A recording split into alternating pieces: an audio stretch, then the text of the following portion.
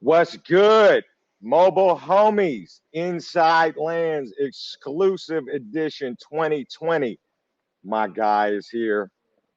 Bay Area native, Bay Destrian, the illustrious actor, writer, rapper, activist. My guy Rafael Casal is in the building. Make some Hey, noise. hey, what's good, Bay Area? What's good, my man? How you doing, man? I mean, I'm solid, man, in these crazy, turbulent dumpster fire of a 2020 times. The shit's, we getting through it. Man, it is totally a dumpster fire, man. And how are you holding up? Your hair looks good, man. Yo, I had shaved off. I had my apocalypse look at the beginning of the quarantine. Right? I was like, oh, it's all gotta go, grow this beard out. But see, I started watching some of your videos on your Instagram. I was like, oh, see, I can. All right, I'm gonna start lining my shit up, and now I'm gonna just grow it out and get my slick back going again. I'm trying to have Right. optimistic thinking. Like we might make it out of this soon. We might have to look our best again. Yeah. So that optimism is reflected in your hair That's clearly it, right man. now. That's all I want. My hair and your shirt. That's awesome, man. So let's talk, man. You're a Bay Area native. I know you as such. I know you as just a very forward thinking artist in terms of what you've written, the music that you make. Probably most people know you for Blind Spotting, which was just let's clap it up for Blind Spotting one time, Good please. movie, everyone. Well done. And that was such a special movie, man. I mean, what was that? Thank It, you. it was set in the Bay Area. What was the impetus for that? I mean, how did that idea? Where did that come from?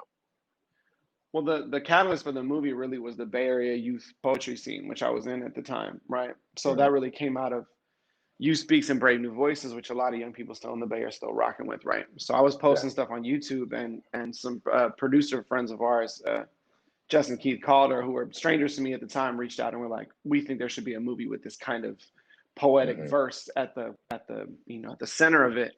And I was collaborating with David a bunch of the time. We were in a band together, and we were sort of touring and doing shows and plays together. And so we decided to take it on at the early part of our career in our early 20s, and it took 10 years to get done, but Yeah. eventually we got there. And where did you go to high school, bro? I gotta ask. I ask everybody this Oh question. man, Tell me about I went to Berkeley High, man. I went to the high. I went to the our it. 4,000 people public school that was insane back then. Yeah, It looks yeah, kind bro. of nice now. I drive by it now and I'm like, oh look, they got a like a cafeteria and stuff. Look at this. We had a fence. It's just a Bro, when I was at Berkeley High, it was the gym. It was two coffee cans, like motherfucking Folgers, full of cement with a broomstick in between. That I that think was I, the I bar. think I think I remember that barbell. I think it was still there. Oh my God. But Yeah, yes, and I just wanted to say, obviously Blind Spotting was set in Oakland, and there were all these complex but so relevant issues as it related to culture, and like you said, there was poetry and sort of and race relations, which obviously is crazy relevant right now, man. And why do you think that the Bay Area is such a hotbed for those kinds of discussions on culture and race, etc.? Well, in terms of it being a hotbed, I think we fancy ourselves a progressive hub, and so it Mm, does feel as though we are a little bit at the forefront of being ready to have some of the really hard conversations. mm, I think that goes in that has to be paired with the reality that we're also have to acknowledge the fact that all of those pervasive issues in society are just as present here. Economic mm, disparities, cultural disparities, like race relations in this country are no less prevalent and um, urgent in the Bay Area. But I think because we're a place that plays so much with artistry and language, we have a certain in to try to tell stories in a particular way that I think is palpable. I think that's sort of what triggered the. I mean, I think a lot of the art that comes out of the Bay Area is political for that reason. That we feel Yeah, as though our thing is the gift of gab, right? Like we're trying to articulate the circumstances of our country constantly, and I think we like to point at the truth more than other places.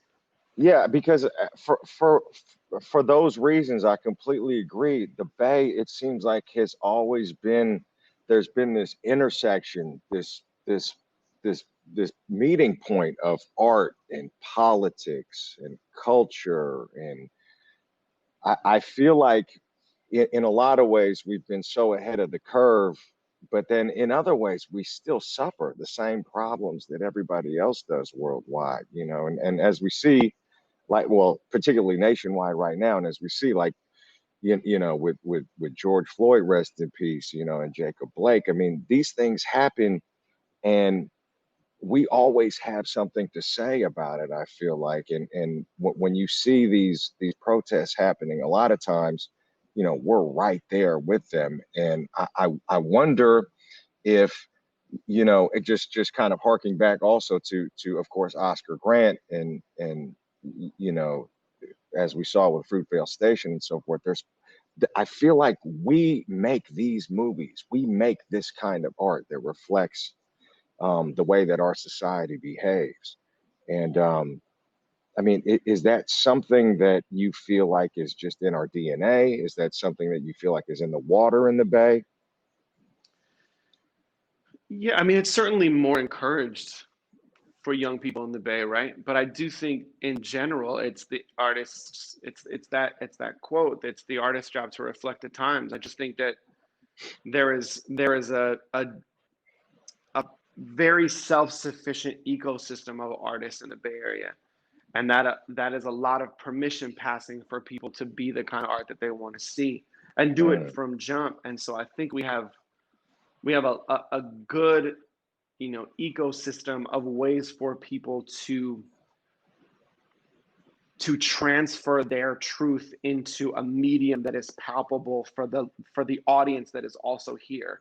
And that's a cyclical refilling cycle that we support, right? We're an insular music scene. We're one of the few places in the country that has artists that are famous here in the Bay and nowhere else, and right, have robust careers because of it. And I think right. that creates this echo chamber of artists creating work for the audience, who then grow and demand more of their artists, who then create more work for that audience. And Mm, so we've had these great moments and these great revolutions, whether it's in art or in the world or in both, um, that have moved the needle specifically in the Bay Area in ways that when people from the Bay Area leave there, we don't mm, see we don't see that same transference.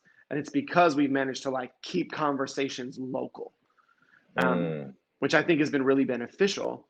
But that gets a little tricky when sort of these giant national issues become something that we also have to deal with, right? Like we're having massive gentrification problems in the Bay Area that have been going on for now decades, and that is facts. a that is Yeah. a national, international issue of sort of capitalism and sort of an opportunistic nature of real estate. And we're constantly trying to fight against this thing where we're trying to make it a community issue, and it's like a national and global issue. For And real. it's hard to sort of then straddle those fights. Yeah, without a doubt. And then, so then when you move on, and obviously, you know, you spend a lot, you spend most of your time in LA at this point. So as you move on and you make your way in the world, how does that, how does that culture influence the work that you're doing, the work that you accept, the work that you create? You know, how does that shape your frame of mind as you take these projects on or you create them?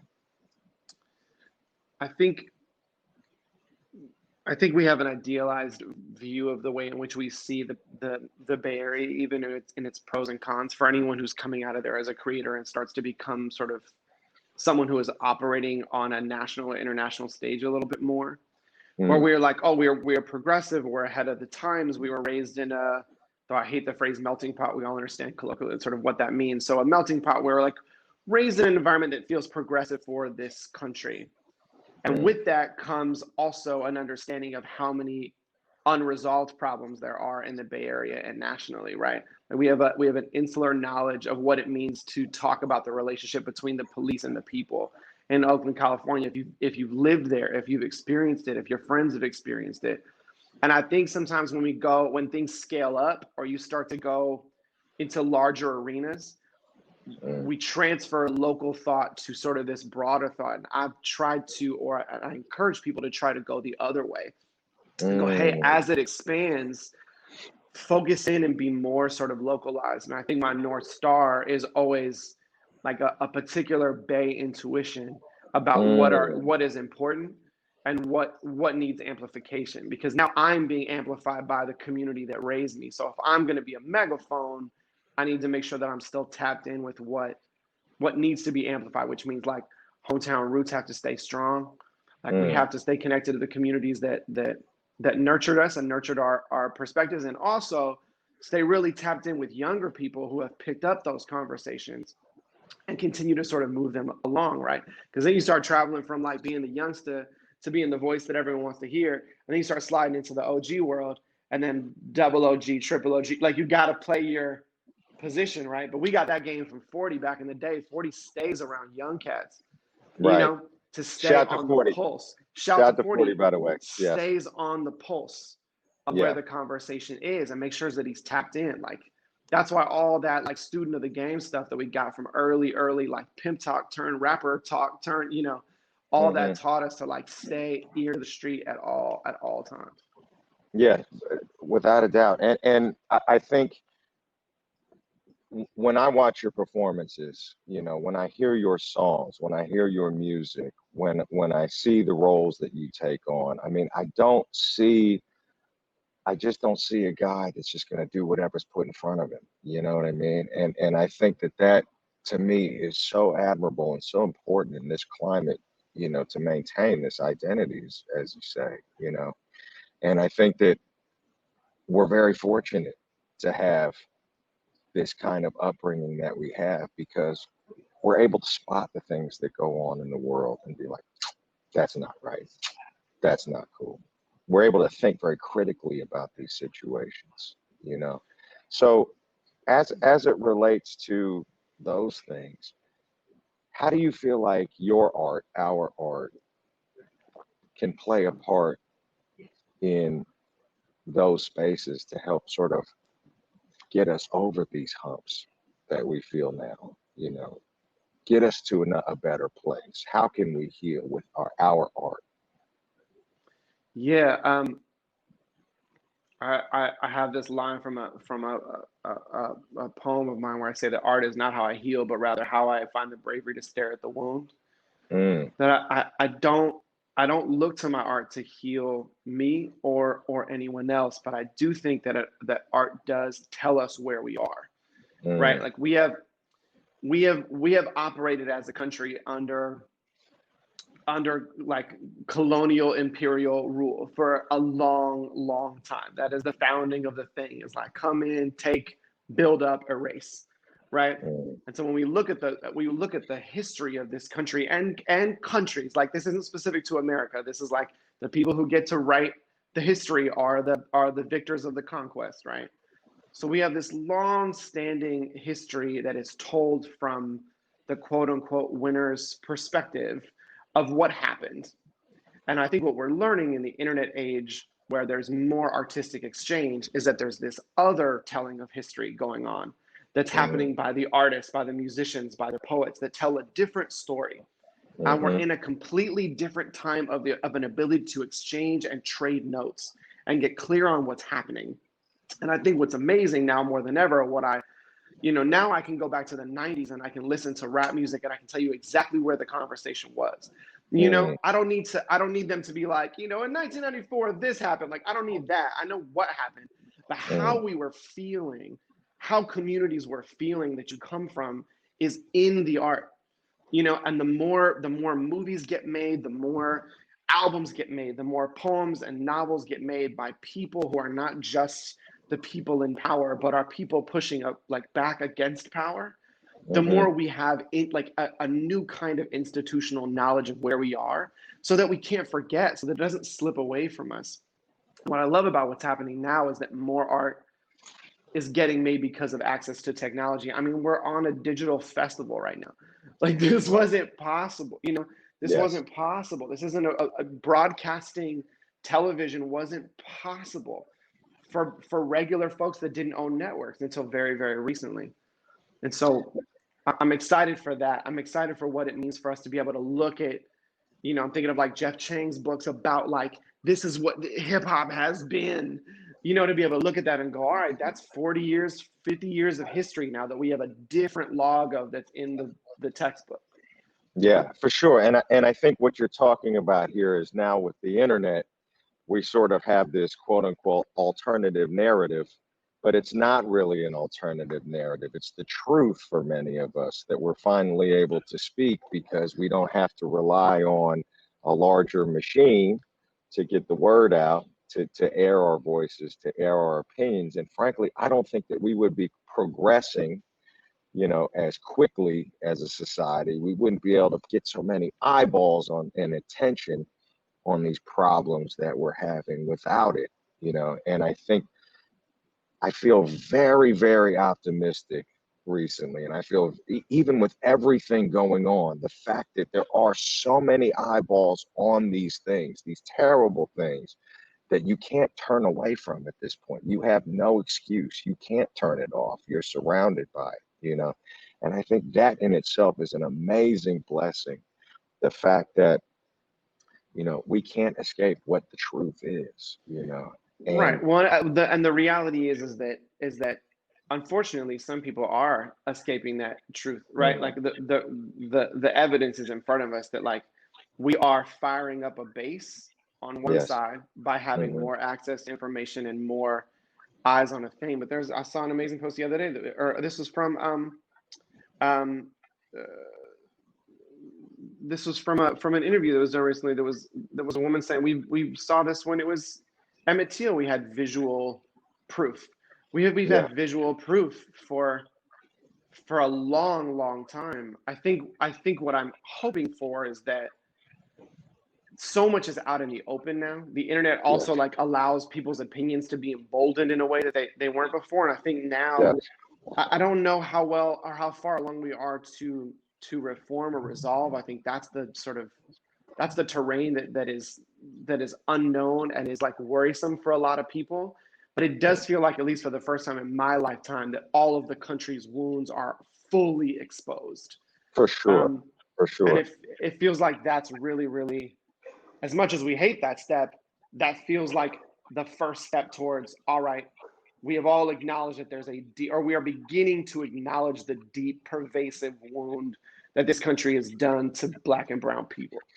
Yeah, Um, and I would add that it's not just black and brown people. I mean, I myself as an Asian American, I mean, we've seen unprecedented violence against us just out in the open, and it's really unfortunate. It's really sad and it's scary. But let's talk about this. Right now, let's talk about this platform. This particular episode of Mobile Homies is airing during Inside Lands, which is, outside lands. I mean, this is one of the largest festivals in the country. And the fact that you and I are able to have a conversation like this on this platform means that we have grown exponentially, I feel like, as a society, that we can have this kind of conversation on this kind of platform, which maybe 5, 10 years ago was, oh, we should just be having fun right now. Let's not worry about all those other things. And my feeling is that this is all art.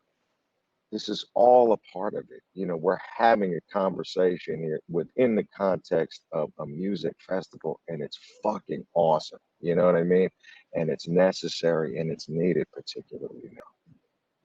yeah, man, absolutely. I mean, and the reality is that the politics. I mean, I was looking at the lineup earlier. Like the politics that we're talking about are in a bunch of the music. you know, Yeah, I mean, that's fundamentally evident, right? That's the cornerstone of Black music is this this expression of of like a collective experience, or as much of a collective experience as can be had through metaphor and song, right? Mm. But like Black music is born from an oppressive country. That's where it comes from, and has now become one of the most celebrated, multitudes of music globally. And I think that's phenomenal to see finally, that we can like have the art and the progressive conversation simultaneously, and not just cherry pick the art and not be present for the political conversation that like it immediately warrants. You know what I mean? 100%. I think that's a beautiful place to leave it, man. Is that you know, I'm so excited to be able to have this conversation with you because we both come from the same place.